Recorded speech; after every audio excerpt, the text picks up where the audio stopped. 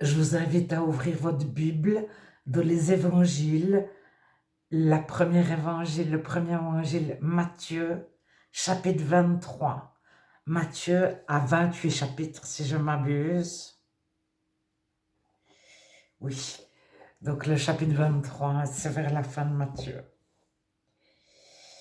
Alors je pense qu'on connaît tous.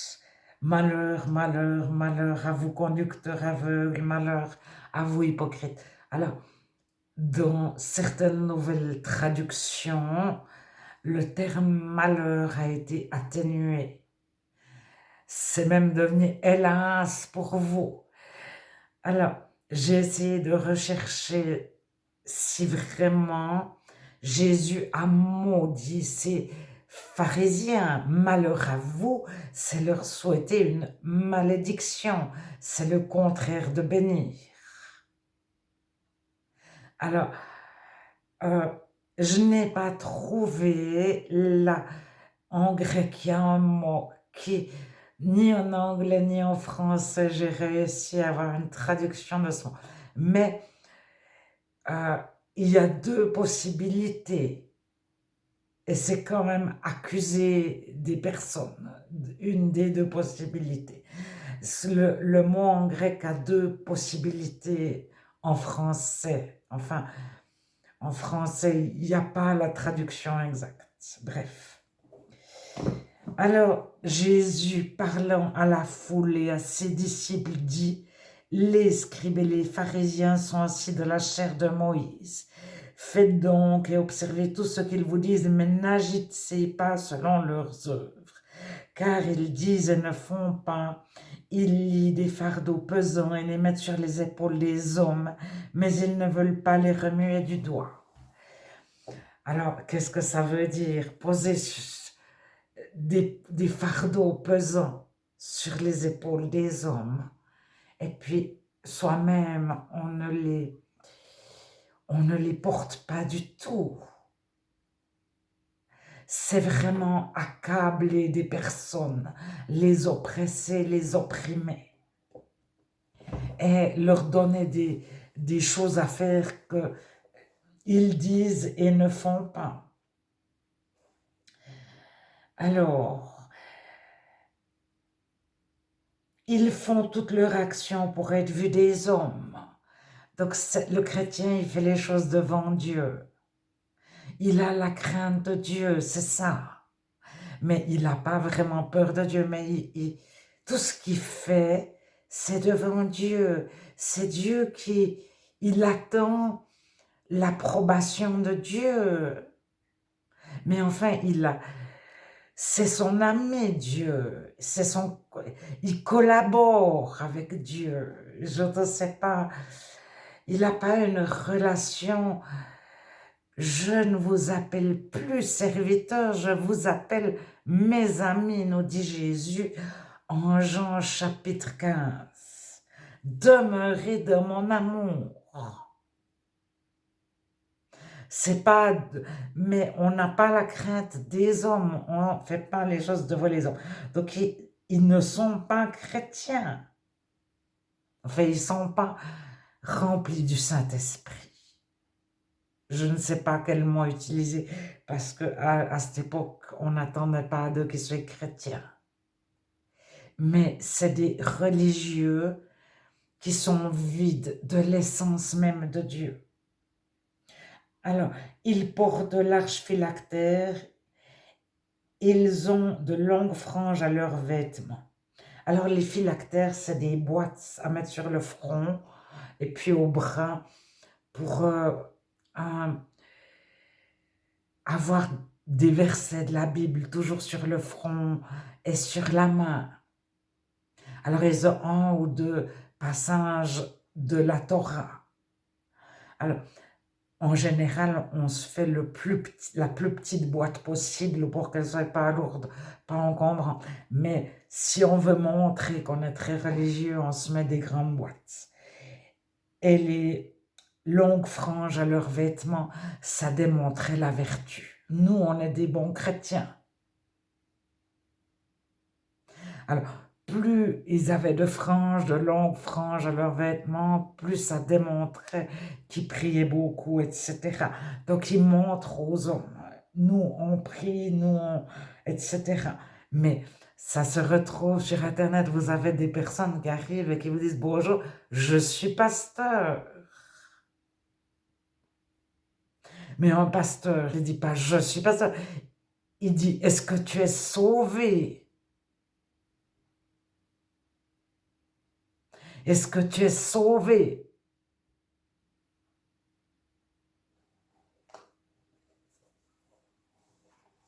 Est-ce que tu vas vers Jésus après ta mort? Alors, s'il ne nous connaît pas, c'est la seule question qu'il a vis-à-vis de nous.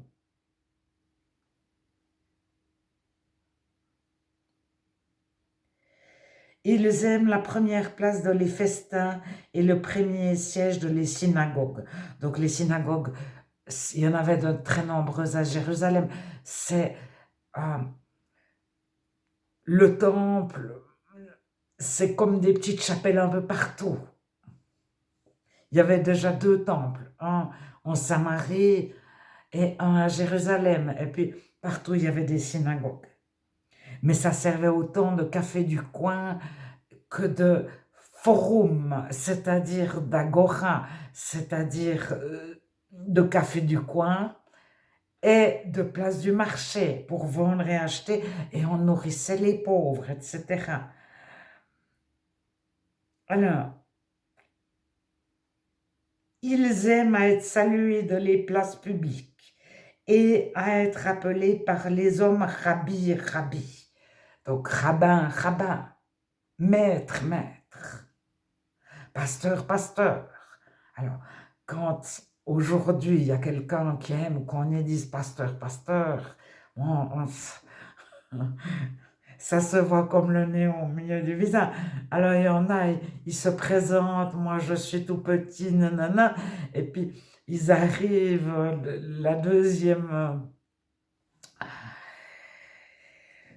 la troisième phrase qu'ils disent, c'est pour dire qu'ils sont grands. Ils aiment à être appelés par les hommes rabbi, rabbi. Mais vous, donc Jésus s'adresse aux réels chrétiens, donc à la foule et à ses disciples. Il a commencé, Jésus parlant à la foule et à ses disciples dit, les scribes et les pharisiens sont assis, etc. Ils aiment à être appelés rabbi, mais vous ne vous faites pas appeler rabbi, car un seul est votre rabbi, votre maître, et vous êtes tous frères. Derrière frères, il y a Adelphos. Les Adelphes, c'est les frères et sœurs. Et n'appelez personne sur la terre votre Père, car un seul est votre Père, celui qui est de les cieux. Alors le Père, c'est le juge principal du Sanhédrin. Et Israël était gouverné par un juge. C'était soit un roi, soit un juge. Lorsqu'il n'y a pas de roi, le juge a la fonction du roi. Donc, appeler quelqu'un père, c'est lui dire juge, roi. N'appelez personne sur la terre votre père. C'était vraiment le premier en Israël. Les juges étaient appelés pères. Et ceux qui instauraient une école, les grands rabbins, on les appelait directeurs ou professeurs. Ne vous faites pas appeler directeur, car un seul est votre directeur, le Christ. Donc, derrière directeur, professeur, conducteur, il y a professeur émérite, ou se réclamant d'une école d'un professeur émérite. Ça veut dire Gamaliel. Paul il dit, j'ai été élevé au pied de Gamaliel, mais il le dit, il se vante pas. Il ne met pas ça en avant, bonjour, je suis le grand Paul, mais au milieu, on a une petite phrase. On sait que Paul a été à l'école de Gamaliel, et Gamaliel, c'était justement le tout grand. celui qu'on appellerait Père, ou qu'on appellerait directeur plutôt. C'est le 3e verset. Donc le verset 10. Le plus grand parmi vous sera votre serviteur, quiconque s'élèvera sera abaissé, et quiconque s'abaissera sera élevé. Alors vous faites très attention, parce que si on souhaite être élevé, on s'abaisse pour être élevé. Ça, c'est le comble de l'hypocrisie. Et lorsqu'on est purifié à notre conversion, on a comme ça des restes de notre vieille nature, de notre vieil homme avant notre nouvelle naissance. Et on se dit, bon, mais si pour être élevé, il faut s'abaisser, on est prêt à ramper.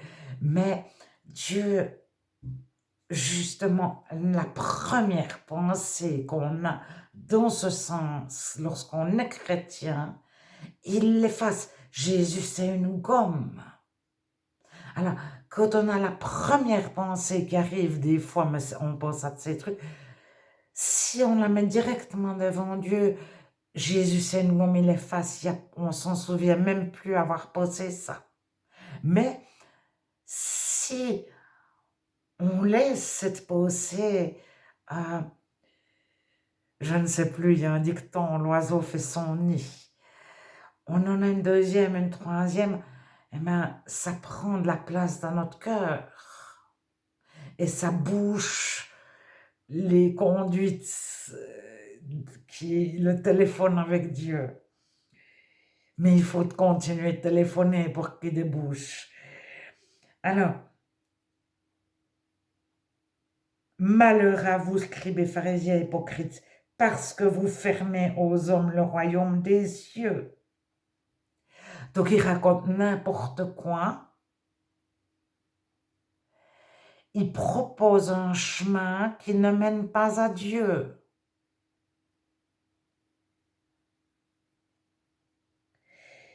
Vous n'y entrez pas vous-même et vous n'y laissez pas entrer ceux qui veulent entrer. Alors, il propose une religion en disant c'est la juste religion, le bon chemin, tout ce que vous voulez, mais en suivant leurs directives,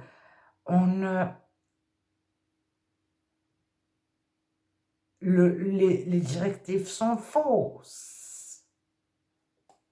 Mais c'est énorme, parce qu'on peut se dire c'est la bonne religion, c'est celle qui est juste, et puis c'est faux.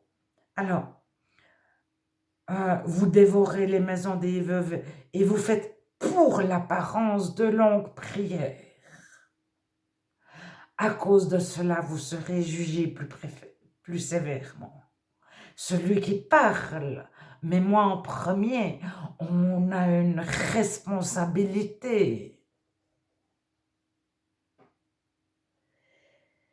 Et tout au moment où on prie, mais une phrase. Moi, j'ai toujours fait partie d'églises où pendant 20 minutes au début de la réunion, tout le monde pouvait prier. Tout le monde, même celui qu'on ne connaissait pas du tout, même celui qui avait 5 ans.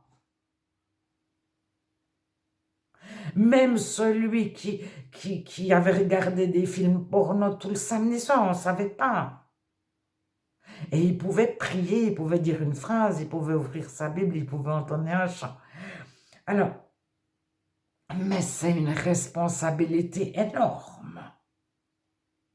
Alors, pour l'apparence, vous faites de longues prières, etc., etc. Vous courez la mer et la terre pour faire un prosélyte. Donc, vous allez très loin pour faire des disciples et pour que d'autres croient comme vous, pour les amener. Et puis, vous en faites un fils de la gêne 2 fois plus que vous. Ça veut dire vous en faites un fils du diable 2 fois plus que vous, etc. Alors, jurer par l'or du temple, etc. Ça, c'est très difficile à comprendre pour nous aujourd'hui. En tout cas, pour les chrétiens qui n'ont pas fait partie d'églises. où il y avait un culte avec un temple, ou une cathédrale, etc., donc de les religions d'État. Alors, etc., malheur à vous, scribes et pharisiens, parce que vous payez la dîme de la menthe et de l'ânette. Alors, je viens de voir que de certaines traductions, par exemple, Pierre Olivetan, Olivier, je ne sais plus son prénom, mais il a deux prénoms, Olivetan. Il y a les éditions Olivetan qui existent toujours. Il a écrit la Bible, pas la traduction d'Erasme, mais presque la même Bible qu'Erasme en 1536. Mais lui l'a écrit en français à partir des vieilles latines. Et en vieux français, il écrit que c'est pas les pharisiens qui payent la dîme, mais c'est que les pharisiens, les scribes, qui exigent au petit peuple qui paye la dîme de la menthe, de l'ânette, du cumin. Alors, il y a une des traductions qui dit d'une feuille de menthe. Alors, l'ânette, le cumin, mais le cumin, pour faire un petit pot de cumin, il faut un immense arbre. L'ânette aussi. Alors, dans une traduction, je viens de voir que c'était la dîme d'une feuille de menthe. Ça veut vraiment dire ce que ça veut dire, mais ce n'est pas les pharisiens qui payent. Ils exigeaient que le petit peuple donne la dîme. Donc, si on reprend l'ensemble, ils font faux, ils vous conduisent pas dans les cieux, ils vous racontent des balivernes, ils aiment à ce qu'on leur donne des titres, qu'on les appelle monsieur tel et tel, un titre, rabbi, à cette époque ça s'appelait rabbi. Alors à d'autres époques, on dit pasteur, ou bien prophète, ou bien bishop, ou bien etc. Ça dépend dans quel pays on habite, à quelle époque. Alors, mais ça existe toujours. Alors, ils font pour l'apparence de longues prières, etc. Ils font payer les gens, etc., etc. Ils sont à l'intérieur tout noirs. Verset 25, 26, il nettoie l'extérieur de la coupe. Et à l'intérieur, ils sont tout noirs. Alors, premièrement, on se dit, mais Seigneur, j'espère que je ne suis pas comme ça, moi. Parce qu'il faut... alors, Dieu nous rassure très vite. Mais que faire face à ces personnes? Alors, on cherche à la fin... Voici votre maison vous sera laissée déserte, car je vous le dis,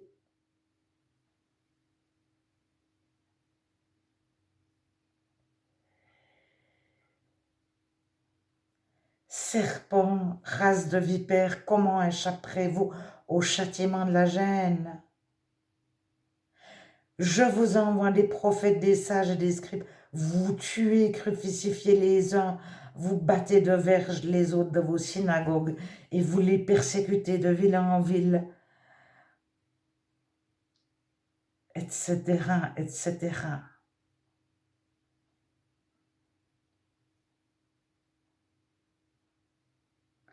Vous ne me verrez plus désormais jusqu'à ce que vous disiez « Béni soit celui qui vient au nom du Seigneur ». Donc c'est la fin du chapitre 23. Et puis « Béni soit au nom de celui qui vient au nom du Seigneur », c'est les rameaux. Donc c'est l'entrée de Jésus à Jérusalem sur un âne.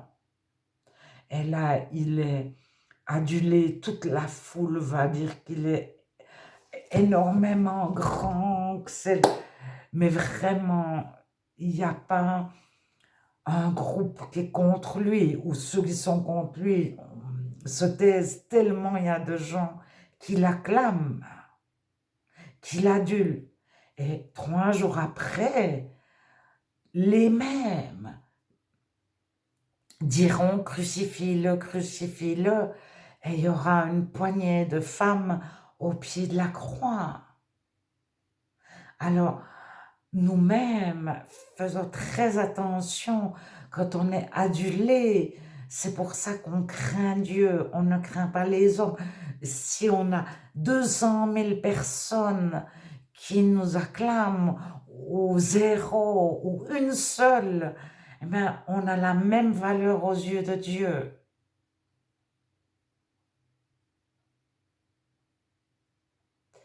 Et on fait les choses devant Dieu. Alors on a en nous quelque chose toujours qui revient de vouloir montrer aux autres. Et puis Jésus est face, Jésus est face. Mais c'est parce qu'on est en sécurité en Dieu. La foi, c'est être de la sécurité de Dieu.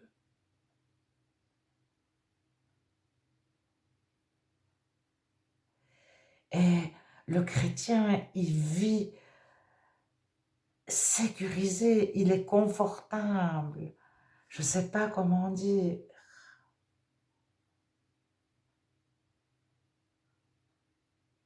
Alors même quand on est attaqué, on est, je ne sais pas comment, c'est comme on est au cinéma, on se dit que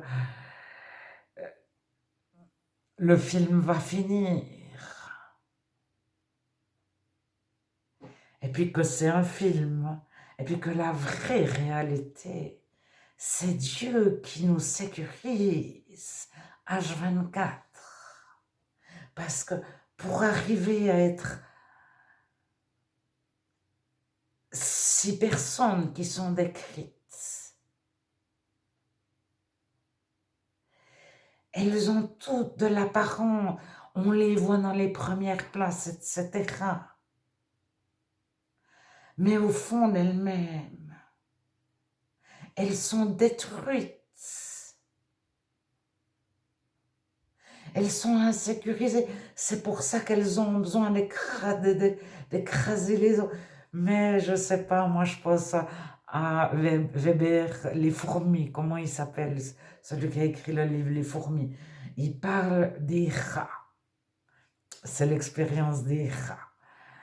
Ils ont fait une expérience, les rats devaient aller chercher de la nourriture sous l'eau. Ils avaient un endroit au sec, puis un endroit de nourriture, et ils ne pouvaient pas se reposer où il y avait la nourriture. Mais il y a un rat qui a trouvé le moyen d'envoyer des autres rats chercher à manger pour lui. C'est lui qui était le plus stressé. C'était beaucoup moins stressant d'aller chercher de la nourriture pour soi-même, plus pour l'autre qui avait pris le pouvoir. Mais celui qui avait pris le pouvoir, le petit rein, ils ont ouvert le cerveau, il était tout, il avait vieilli plus vite, je ne sais pas exactement, mais il avait le cerveau abîmé parce que c'était un stress énorme de garder le pouvoir. C'est pour ça que quand on laisse tomber le masque, on va à Jésus, on passe d'un stress énorme de vouloir garder ses acquis à la sécurité parfaite en Dieu.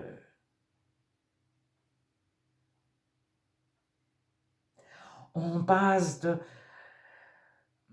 la première place qui nous a rien donné du tout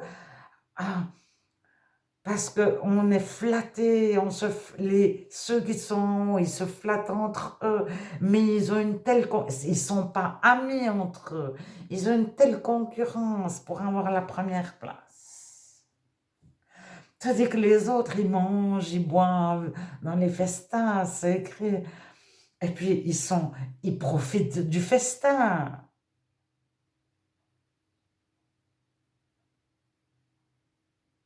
Mais c'est hyper difficile de laisser tomber le mal. Mais il faut vraiment savoir que Dieu, c'est la sécurité absolue. Même si il y a un film mauvais, c'est un film. La vraie réalité, c'est Dieu qui est notre sécurité constamment, H24.